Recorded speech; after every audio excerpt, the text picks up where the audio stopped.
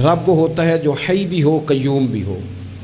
رب کی شان یہ ہے نہ اسے نیند آتی ہے نہ اسے اونگ آتی ہے۔ رب کی شان یہ ہے کہ وہ ہر وقت ہر لمحہ ہر گھڑی اپنے بندوں کو دیکھتا ہے۔ وہ ہر ایک کی ضروریات سے آگاہ ہے، کسی کو کتنا چاہیے، کب چاہیے، کیا چاہیے، مالک ہر وقت جانتا ہے۔ اللہ تبارک و تعالیٰ اپنے بندے کے سکھ سے، دکھ سے، آزمائش سے، امتحان سے، کامیابی سے، ہر چیز سے آگاہ ہے۔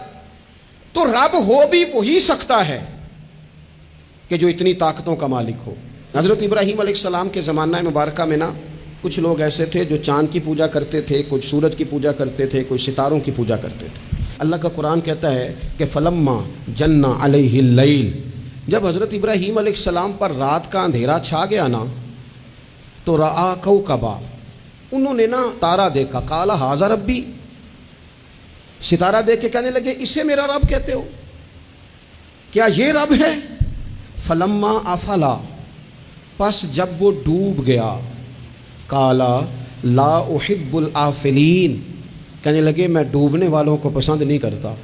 چمکتا ستارہ تم نے اسے خدا کہا، اور جب وہ ڈوب گیا تو فرمانے لگے یہ بھی کوئی رب ہو سکتا ہے جو شام کو چڑھے اور سویرے ہو ہی نہ، یہ کیسے رب ہو سکتا ہے؟ جب وہ چڑھا ستارہ تو فرمایا اسے میرا رب کہتے ہو، جب ڈوب گیا تو فرمایا میں ڈوبنے والوں، میری سوچ بڑی ہے، میرا معیار بڑا ہے، میں ڈوبنے والوں کو مانا، اسے کیسے خدا مان لوں جو ڈوب ہی جائے؟ پھر کیا ہوا؟ فلما رأى القمر، پھر انہوں نے چاند دیکھا بازیغن، چمکتا ہوا، قال ھذا ربی، کہنے لگے اسے میرا رب کہتے ہو۔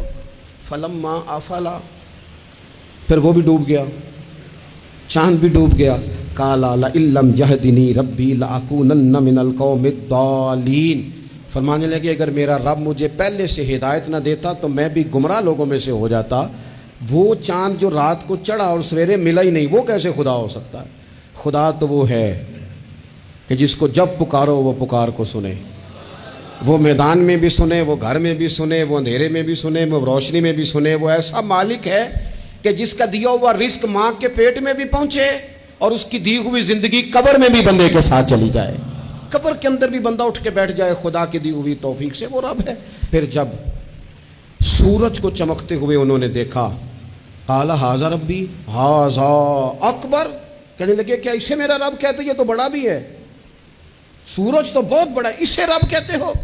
فلما افلت، پس جب وہ بھی غروب ہو گیا، قال یا قومی انی بریء مما تشرکون، فرمانے لگے لوگو میں بری ہوں اس سے جو تم رب کے ساتھ شریک ٹھہراتے ہو، میں ان سب سے بری ہوں۔ تو آپ پھر کیا ہیں؟